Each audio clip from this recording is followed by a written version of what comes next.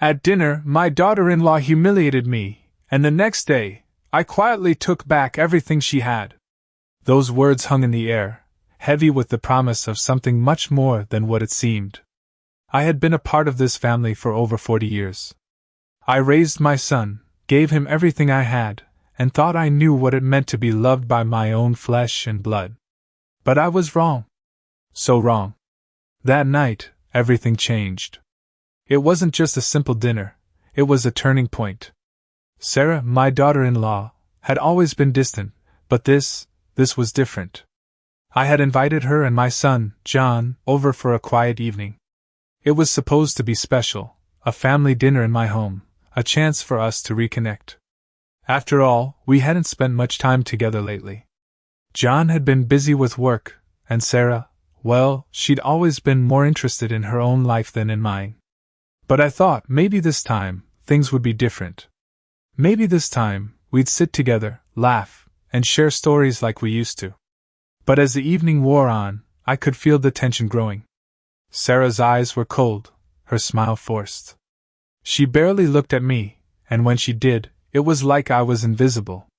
Then, as we were clearing the table, she made the comment that shattered everything. "You really should think about moving out, Mom," she said, her voice dripping with false sweetness. "This house is just too big for you now. It's time to let someone else enjoy it." I froze, the words cutting deeper than I expected. I had spent decades in this house, raising John, building a life with my late husband. And now, I was being told it was no longer mine. I looked at John, hoping for some sign that he would defend me, that he would tell his wife to stop. But he didn't. He just nodded along, his eyes avoiding mine. He had always been caught in the middle, but this was different. It was betrayal. Sarah turned back to her plate, as if nothing had happened. But I couldn't. I sat there, holding back the tears, my heart breaking. I had given everything to this family, and now I was nothing more than an inconvenience to them. After dinner I went upstairs to my room. I couldn't sleep. I thought about my husband, who had passed away just a few years ago. He had promised me that we'd grow old together, that we would never have to worry about anything. But now, I was alone, rejected, and discarded. The next morning, something inside me shifted. I was tired of being the doormat. I was tired of being ignored, of letting them walk all over me. I wasn't going to let Sarah's cruel words define me. I had worked hard all my life, and I still had control over my own destiny. That's when I decided. I wasn't going to beg for respect anymore. I wasn't going to play the part of the invisible, forgotten mother. I was going to take back what was mine. I picked up the phone and called my lawyer. I started the process of securing my assets, my home, everything that was rightfully mine.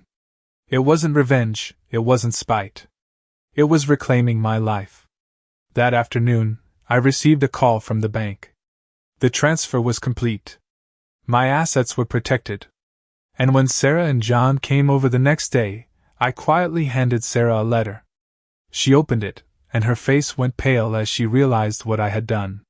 She thought I would just roll over and accept her disrespect, but I didn't.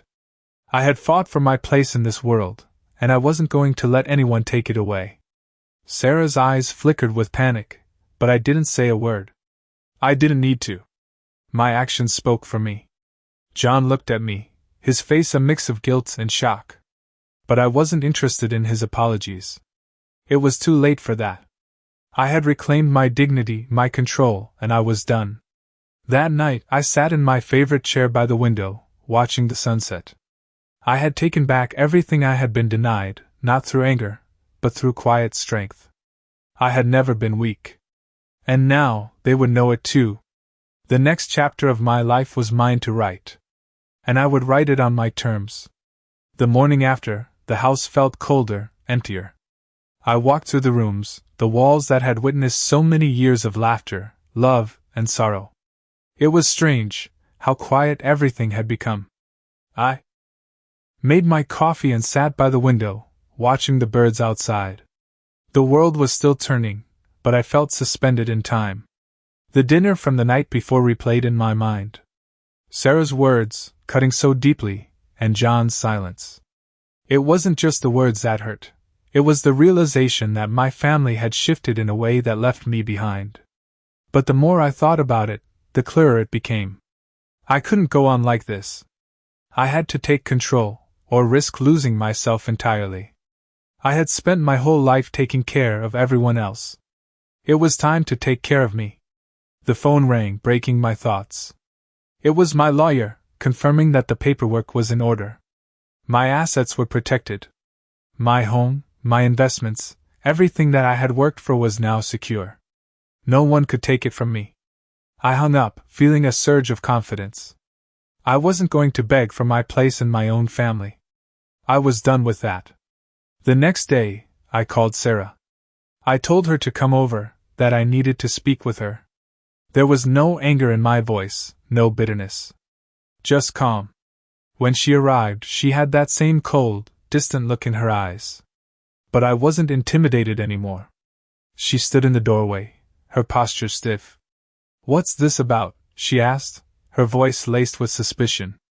"Come in, Sarah," I said, motioning for her to sit down. I didn't offer her any pleasantries, didn't ask how her day was. This wasn't a social visit. This was business. I could see the unease on her face as she took a seat across from me. I didn't waste time. "I've made some changes," I said, looking her in the eye. Her eyes narrowed, but she said nothing. "What kind of changes?" she asked, her voice suddenly colder. I leaned back in my chair, folding my hands together. "The house, the investments, everything you and John thought you could take, it's mine. And I've made sure it stays that way." I watched her face as the realization hit her. For a moment, she didn't move, didn't speak. She just stared at me, her lips parted in disbelief. Then, she put the pieces together.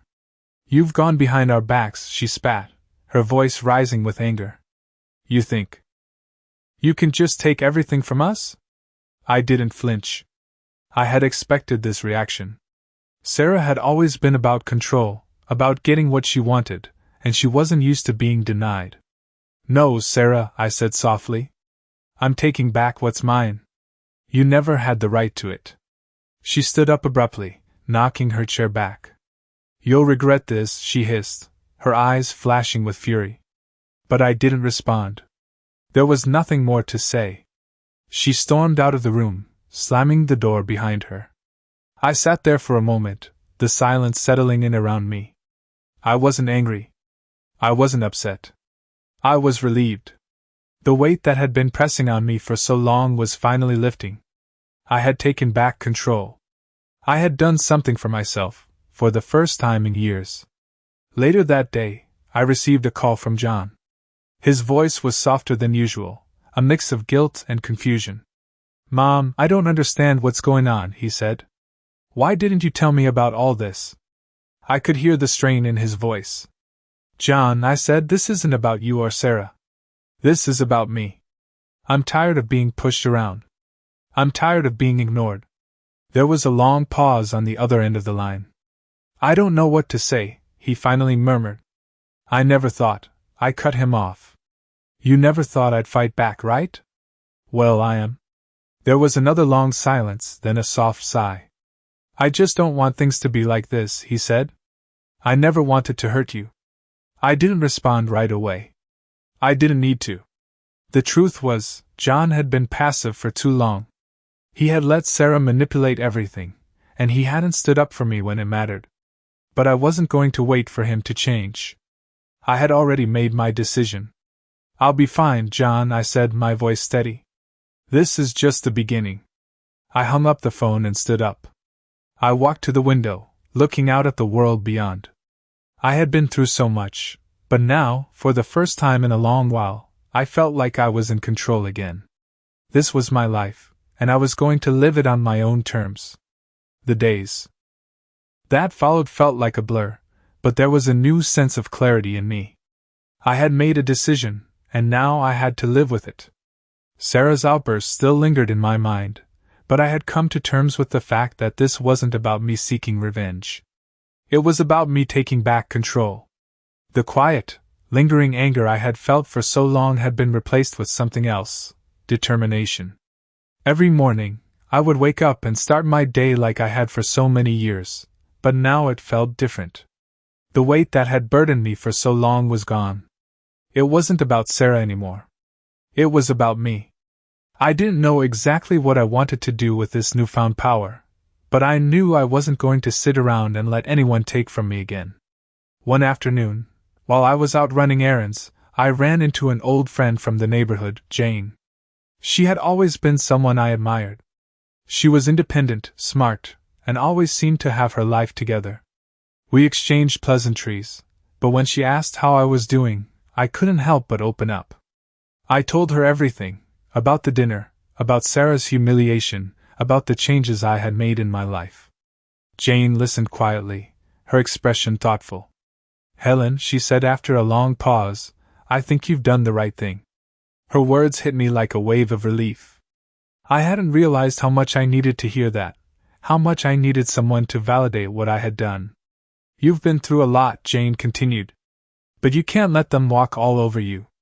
It's your time now. You've earned it." It felt like a weight had been lifted from my chest. For the first time, I wasn't just the mother, the wife, the caretaker. I was just me, Helen Carter. The woman who had raised a son, who had given so much of herself to her family, and who was finally taking a stand. Over the next few days, I took small steps to reassert my independence. I started making changes to the house, rearranging things that had been the same for years. It was a subtle way of marking my territory, reminding myself that this was my home, and I didn't need anyone's permission to live the way I wanted. I also began to reconnect with people outside of my family. Old friends, neighbors, even acquaintances I had lost touch with. I realized how much I had neglected my own needs over the years, always prioritizing everyone else. Now, I was putting myself first, and it felt good. But of course, Sarah wasn't done. She still had her claws in John, and I knew it wouldn't be long before she made her next move. I had prepared myself for it. The phone call came a few days later. John sounded uneasy, his voice almost pleading. "Mom, we need to talk," he said. "I don't understand what's going on between you and Sarah. She's really upset, and I don't know what to do." I could hear the frustration in his voice, but there was something else too, guilt.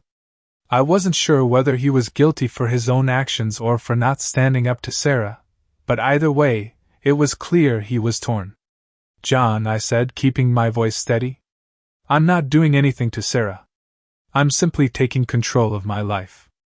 I'm not asking for your approval, but I'm done being treated like I'm invisible." There was a long pause on the other end of the line.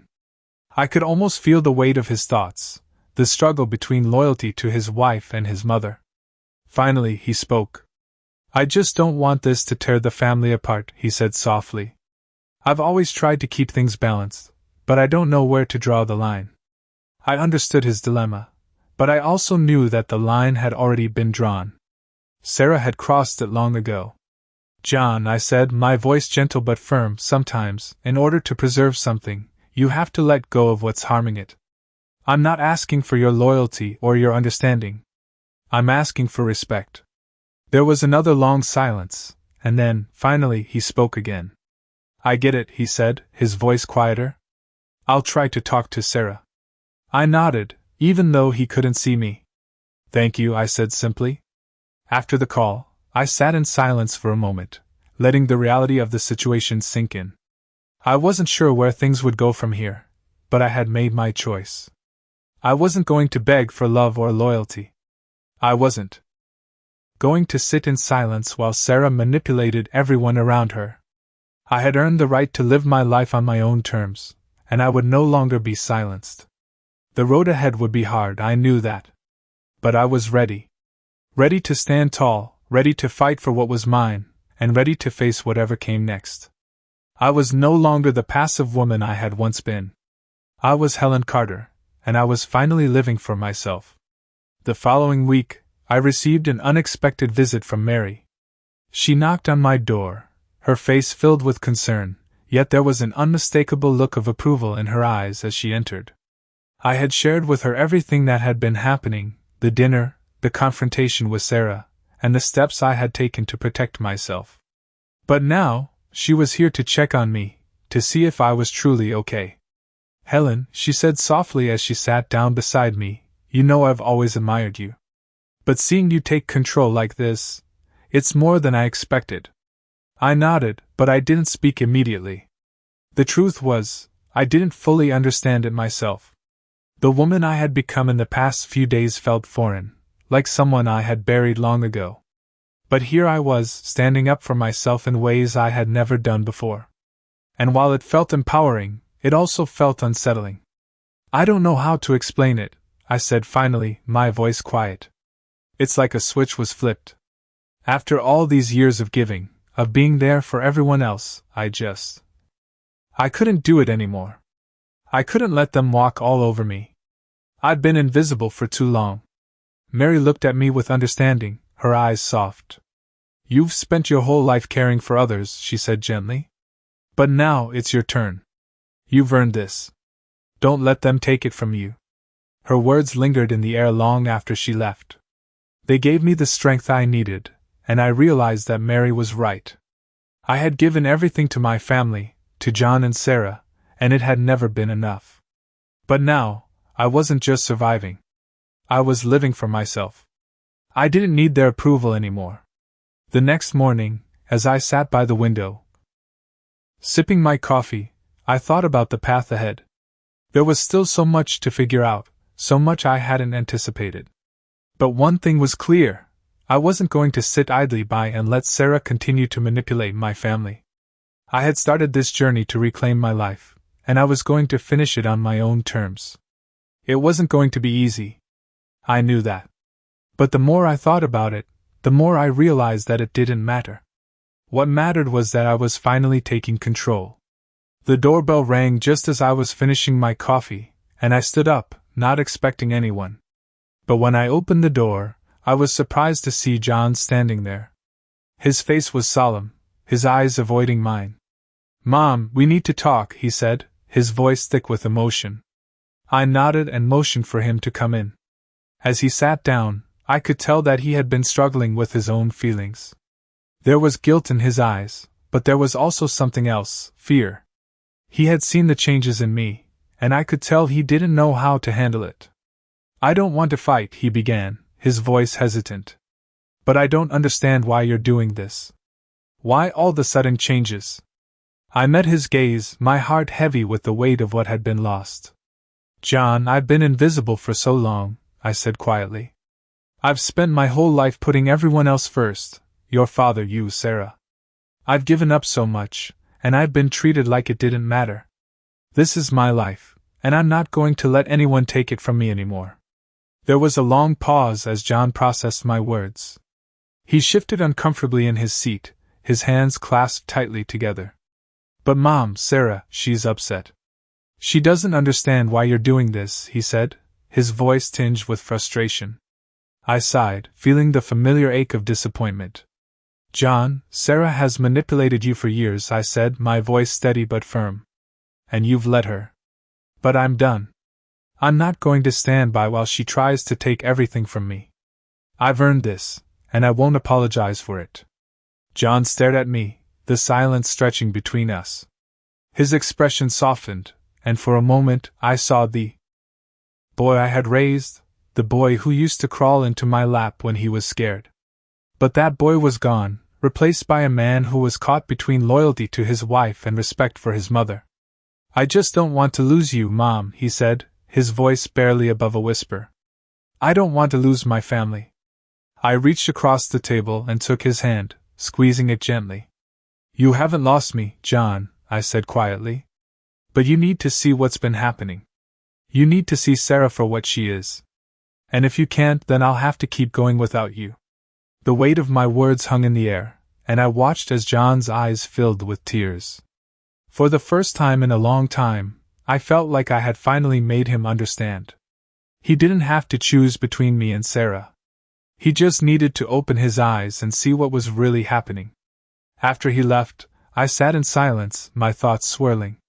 I wasn't sure if John would ever fully accept the changes I had made, but I knew one thing for certain: I was no longer afraid. I was no longer a victim. I was taking control, and I wasn't going to let anyone take that away from me. The journey ahead was uncertain, but I was finally ready to face it. On my terms. The days following my conversation with John were filled with a strange mix of calm and unease. I had stood my ground, made my choice, and now I was waiting for the fallout. Part of me hoped that John would come around, that he would realize the manipulation and lies, but part of me knew better. The woman I had raised him to be, the son I had known, was caught between two worlds, his loyalty to his wife and his love for his mother. I couldn't expect him to choose me over her, not after everything. The silence between us grew thicker with each passing day. I kept myself busy, sorting through old photos, organizing my closet, and rearranging furniture in the house.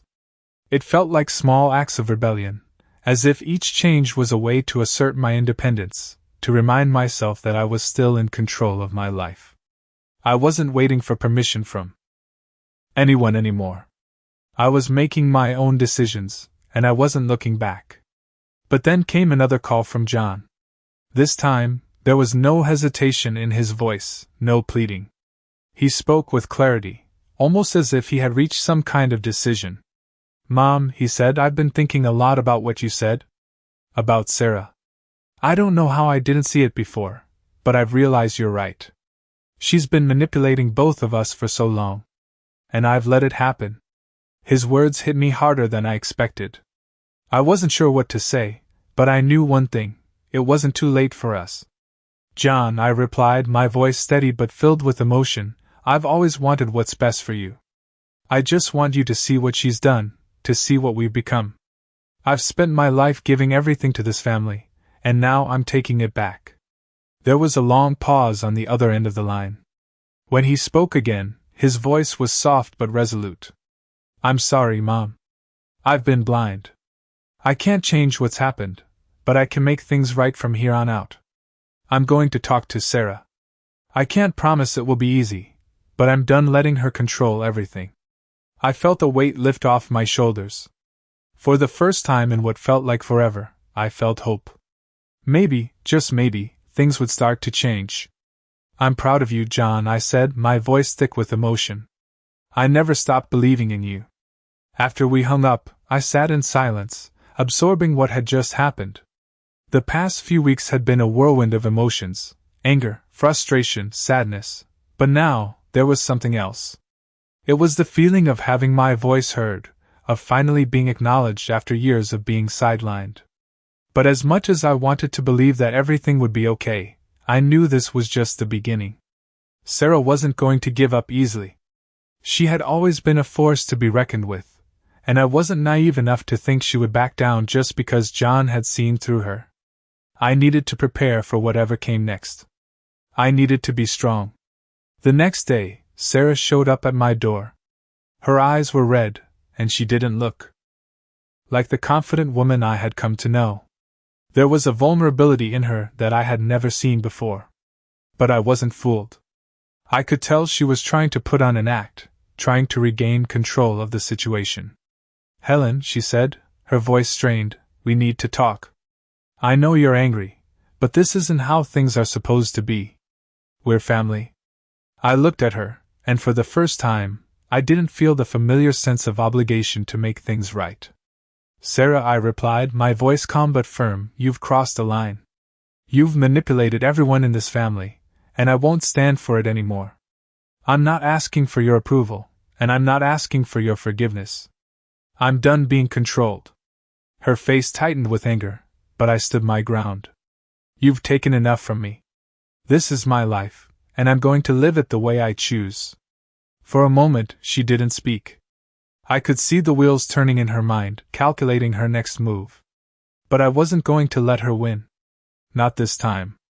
"You think you can just throw me out, take everything from me?" she finally sneered.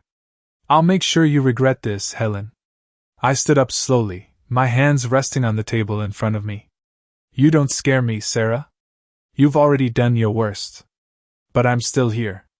And I'm not going anywhere." There was a long pause as Sarah stared at me, her eyes blazing with fury. But instead of backing down, she simply turned and walked out of the door, leaving me standing there, feeling both relieved and exhausted. I didn't know what the future held, but I was ready to face it. For the first time in a long time, I felt free. I was taking control of my life, and nothing would stop me now.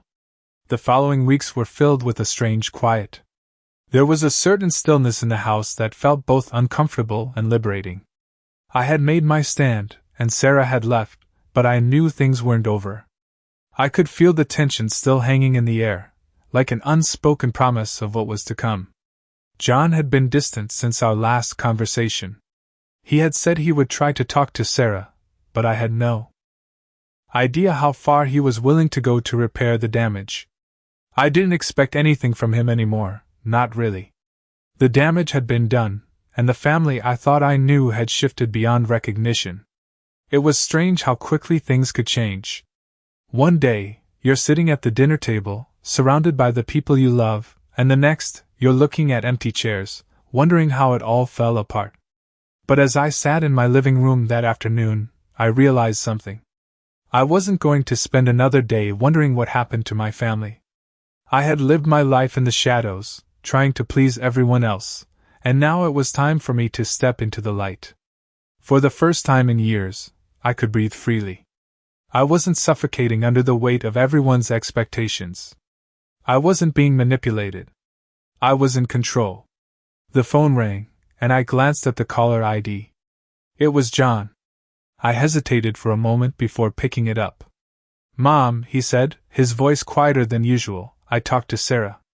There was a long pause, and I could hear the hesitation in his voice. "I told her how I felt. I told her that what she did to you wasn't right, and that I couldn't stand by and let it continue." For the first time in a long time, I felt a flicker of hope. Maybe, just maybe, John was finally seeing the truth. "What did she say?" I asked, my voice steady but curious. She was furious at first," he replied, "but then she calmed down. We talked about everything, and for once, she actually listened." I couldn't help the relief that washed over me. I had never wanted to see John and Sarah's marriage fall apart, but I had always known that I couldn't keep pretending everything was fine. It had taken John a long time to come to this point, but he was finally seeing the reality. "I don't know what will happen between us, Mom," he continued, his voice tinged with uncertainty. "But I'm not going to let her treat you like that again. I promise." I felt a tear slip down my cheek, but I didn't wipe it away. It wasn't sadness. It was the weight of years of frustration, finally lifting. "Thank you, John," I said, my voice thick with emotion. "I know this hasn't been easy for you, but I'm proud of you." There was another long pause, and then he spoke again. "I'm coming over tomorrow," he said. "I want to talk more, face to face." "I'll be here," I replied, a small smile forming on my lips. It wasn't the resolution I had imagined, but it was something. It was a step forward. The next day, John came over. When I opened the door, I saw him standing there, his eyes a little red, as if he had been up all night thinking about what had happened. "Hey, Mom," he said softly, stepping inside. "We need to talk." We sat in the living room, the room that had once been filled with laughter and warmth. Now, it was just the two of us, facing a reality that was hard to ignore. "I don't know what comes next," John said, his voice barely above a whisper.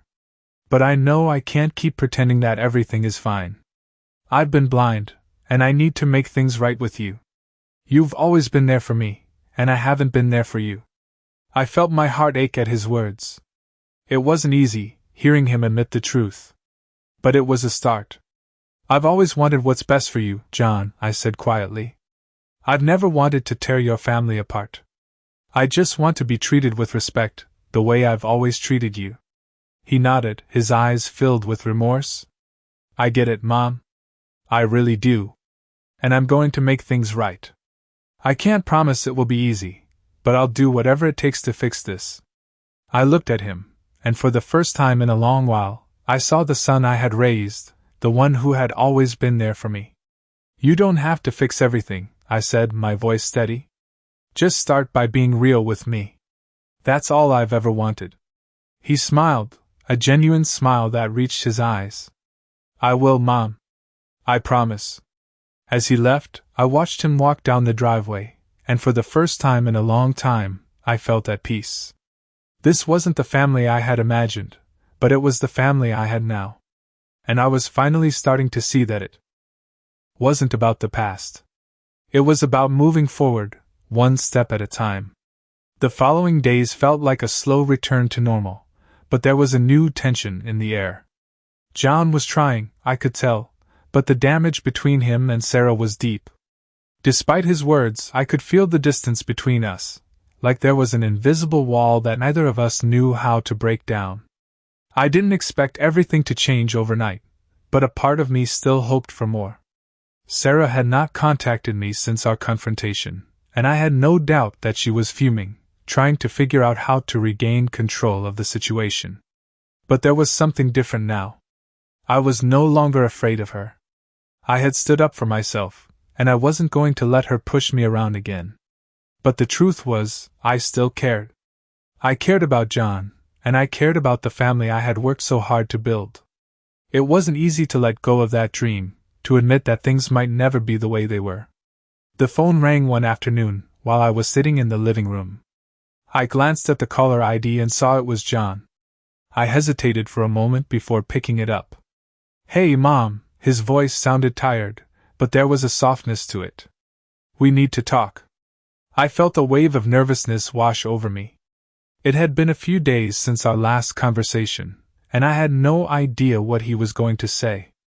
"Okay," I said, trying to keep my voice steady. "What's on your mind?" There was a long pause on the other end of the line before he spoke again. "Sarah and we've been talking. A lot. And she's starting to see things differently. She knows she messed up." My heart skipped a beat. This was the moment I had been waiting for, the moment when maybe, just maybe, things could start to heal. "That's good, John," I said, my voice barely above a whisper. "I'm glad to hear that." He sighed, the sound heavy with emotion. "I know I've been distant, Mom. I know I've let you down. But I don't want to lose you. I don't want to lose my family." I closed my eyes, feeling a lump form in my throat.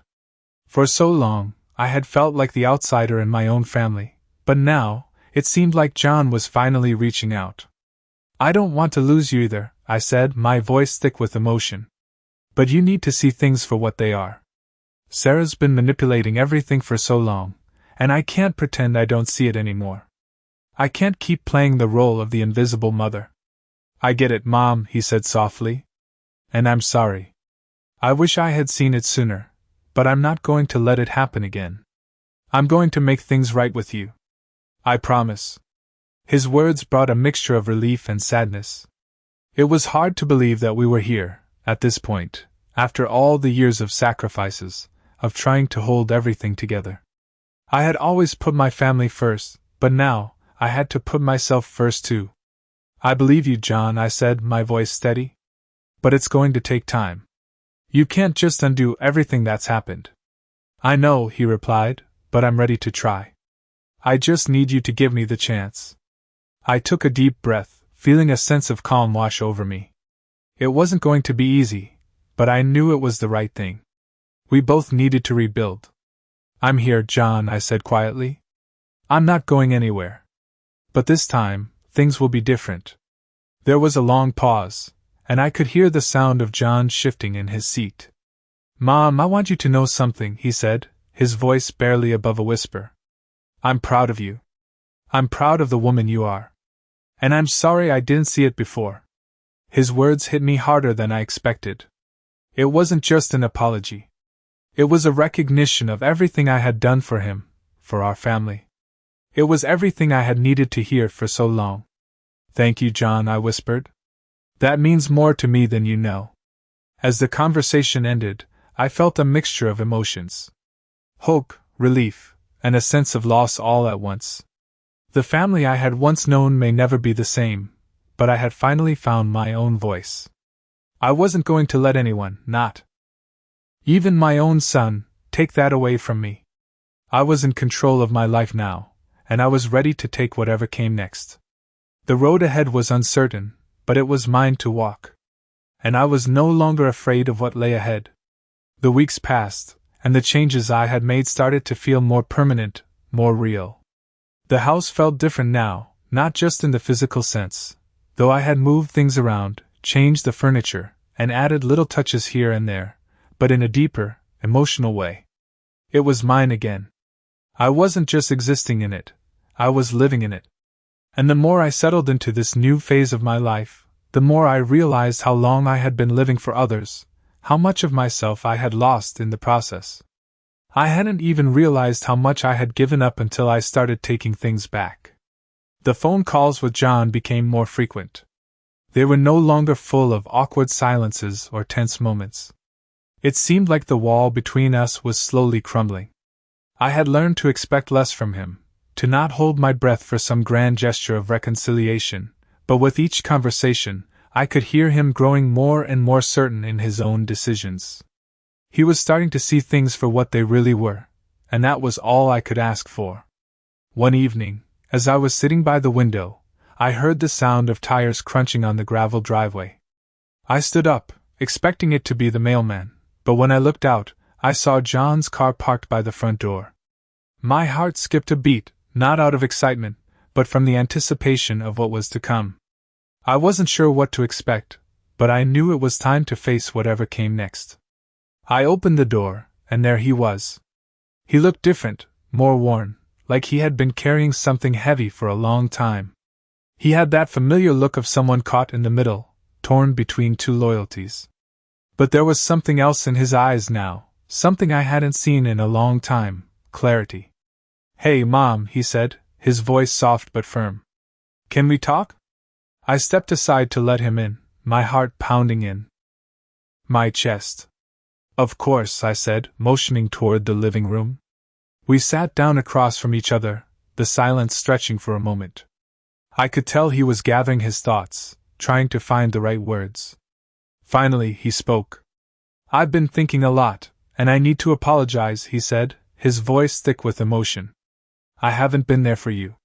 I've let Sarah take control of things, and I haven't stood up for you like I should have." I felt a lump in my throat, but I didn't speak. I just listened. I had been waiting for this moment for so long, but now that it was here, I wasn't sure how to react. Part of me wanted to hug him, to tell him that everything was okay, but another part of me knew that it wasn't. Things had changed, and we couldn't just pretend they hadn't. "I'm sorry, Mom," he said again, his voice quieter this time. "I should have done this a long time ago. I should have seen it, seen how she was using me, using all of us. But I was blind. I didn't say anything at first. I just looked at him, really looked at him, and for the first time, I saw the man he had become, not just the son I had raised. And I realized then that he wasn't the little boy who used to rely on me for everything. He had grown, and in many ways so had I. "It's not about the past, John," I said, my voice steady. "I don't need your apology. I need you to see what's happening, what's been happening. I need you to choose your own path, even if it's hard." He nodded, his eyes filled with understanding. "I'm trying, Mom. I really am. I don't know if I can fix everything, but I can try to make it right. That's all I can ask for," I replied. "But remember, I've been living for everyone else for so long. Now it's my time. And I'm not going to ask for permission anymore."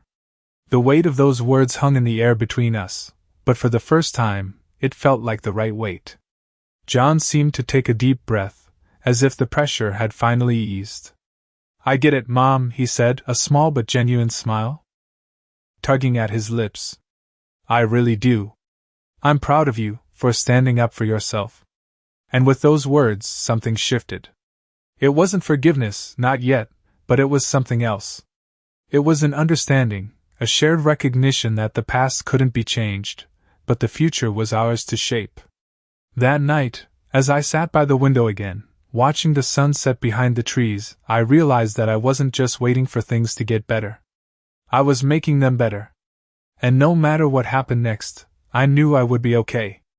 I had learned to take control of my own life, and that was something no one could take away from me.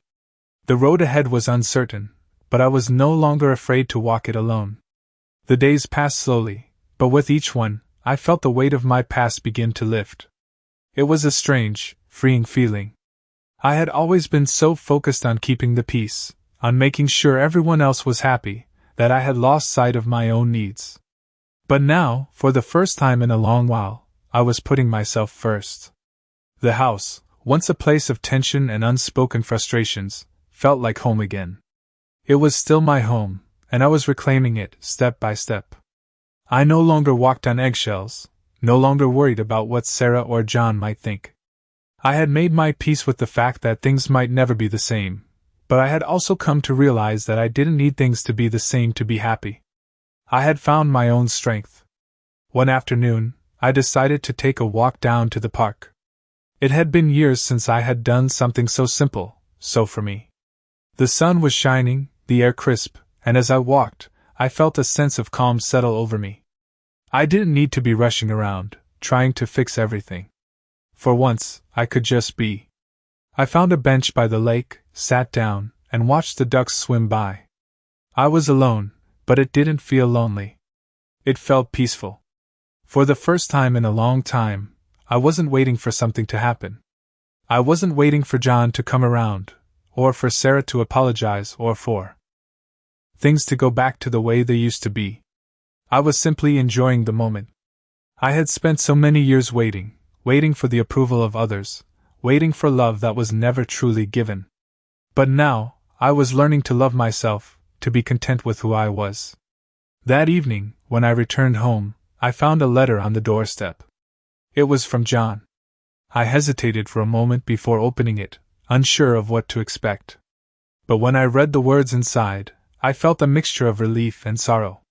"Mom," it started, "I know things have been difficult between us, and I'm sorry for the hurt I've caused you.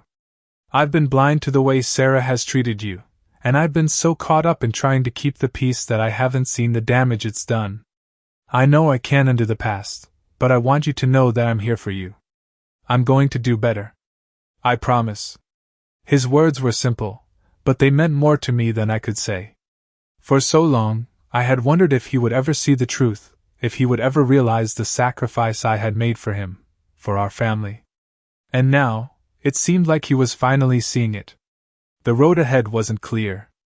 I didn't know if Sarah would ever change, or if things would ever be the same between us. But for the first time in a long time, I felt like I could move forward. I didn't need to have all the answers, didn't need to know exactly what the future held. What mattered was that I had taken control of my life. And I was no longer waiting for someone else to give me permission to live it. The next morning, I sat at the kitchen table, the letter from John in front of me. I took a deep breath, feeling the weight of everything that had happened. I had been so caught up in the chaos, in trying to make things right, that I had forgotten to just live. But now, I was ready. Ready to face whatever came next, ready to live for myself. I had learned to let go of the past, to stop clinging to the idea of what my family was supposed to be. It wasn't about the past anymore. It was about moving forward, one step at a time. As I sat there, I realized that I didn't need anyone's approval to be happy. I didn't need to wait for Sarah's apology, or John's forgiveness. I had already forgiven myself. And that was enough. For the first time in years, I felt truly free. Free from the weight of my own expectations, free from the need to please everyone else. I was finally living my life on my own terms. And that was all I had ever wanted.